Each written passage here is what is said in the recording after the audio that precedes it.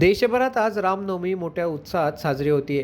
प्रभू श्री रामांच्या जन्मोत्सवाचा आनंद घेण्यासाठी अनेक श्रद्धाळू राम मंदिरात गर्दी करतायत. वडाळ्याच्या राम मंदिरातही सकाळपासून प्रभू श्री रामांचं दर्शन घेण्यासाठी भक्तांनी रांगा लावल्यात. भाविकांच्या गर्दीने राम मंदिर फुलून गेले असून प्रभू श्री रामांच्या नामघोषाने मंदिर परिसरात मंगलमय वातावरण निर्माण झालंय. आज आपल्या सगळ्यांसाठी फार मोठा दिवस आहे. श्रीराम हे ब्रह्मतेज आणि क्षत्रिय तेजवाले असे महापुरुष आपल्याला लाभलेले आहेत. वडाळ्याच्या ठिकाणी दर्शन करून मला फार अतिशय आनंद झालेला आहे. माझं असं म्हणणं आहे की सगळ्यांना श्रीराम काय खरं तर कळायला हवं. अयोध्येमध्ये पण आज फार मोठा उत्सव साजरा करत असतील, त्याचप्रमाणे आज मुंबईमध्ये वडाळा येथे पण फार मोठ्या प्रमाणात गर्दी आहे, फार मोठ्या प्रमाणात लोक आलेली आहेत.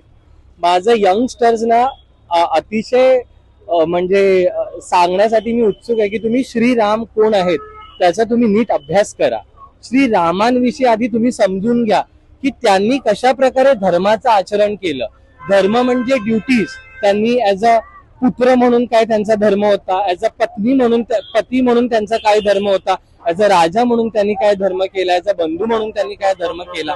या सगळ्या गोष्टी आपल्याला आपल्यामध्ये रुजवायच्या आहेत. त्याच्यासाठी खरंच रामनवमीचा एक दिवस आहे की त्याच्यामुळे तुम्हाला सगळा उजाळा येतो आणि आपल्याला कळतं की आपल्याला आयुष्यात कसं जायचंय. भारत ही अशी भूमी आहे तिकडे अनेक संत महापुरुष होऊन गेलेले आहेत आणि श्रीराम हे जीवित महापुरुष आपल्या भारत भूमीवर अवतरले आहेत.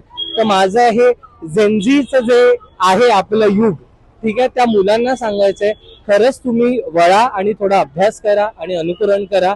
जय श्री राम. धन्यवाद. मी रामनवमीच्या या कार्यक्रमासाठी नागपूरहून इथे आलेलो होतो, निराळ्या कार्यक्रमासाठी. तेव्हा या मंदिराचं दर्शन घेऊन हे मंदिर किती जुनं आहे याची मला थोडी कल्पना होती, म्हणून हे मंदिरात आज मी रामनवमीच्या निमित्ताने दर्शनाला आलो. राम मंदिराबद्दल काय सांगायचं? राम मंदिराबद्दल काय सांगायचं, आमच्या मुंबईचं नाही तर महाराष्ट्राचं अयोध्या खूप डिवाईन, म्हणजे एकदम भक्तीने सगळेजण येतात. खूप बरं वाटतं. वडाळ्याच्या या राम मंदिरात उद्या रामनवमी साजरी होणार आहे. प्रभू श्री रामांचा जन्म चैत्र महिन्यातील शुक्ल पक्षाच्या नवमी तिथीला आणि पुनर्वसू नक्षत्रात झाला होता. पण यावर्षी पुनर्वसू नक्षत्र शुक्रवारी म्हणजे 27 मार्चला आल्याने वडाळ्याच्या मंदिरात 27 मार्चला रामनवमी साजरी केली जाणार आहे. असं असलं तरी आजपासूनच प्रभू श्री रामांचं दर्शन घेण्यासाठी भक्तांनी गर्दी केल्याचं पाहायला मिळत आहे. आज रामनवमी आमच्याकडे आज नाही आहे, आमच्याकडे रामनवमी उद्या आहे 27 तारखेला.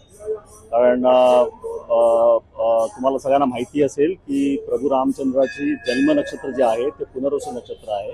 ते पुनर्वसू नक्षत्र उद्या आहे, आज नाही आहे. त्यामुळे आमच्याकडे वडाळा राम मंदिरामध्ये रामनवमी उद्या साजरी होणार आहे, आज नाही. वडाळ्याचं राम मंदिर महाराष्ट्राची अयोध्या म्हणून ओळखलं जातं आणि वडाळ्याच्या राम मंदिराचा हा 62वा वर्ष आहे. 62वी रामनवमी आम्ही यावर्षी साजरी करतो. ॲज युजल भाविकांचा प्रतिसाद चांगला असो. ह्या वर्षी कदाचित लोक डिवाइड होण्याची शक्यता आहे. आज काही लोकांना आज 26 तारखेबद्दल माहिती आहे, काही लोकांना आमच्या लोकांना आम्ही पुरा सोशल मीडियावरती वगैरे सगळीकडे आम्ही कम्युनिकेट केलेलं आहे ऑलरेडी की आमच्याकडे रामनवमी सेलिब्रेशन 27 तारखेला.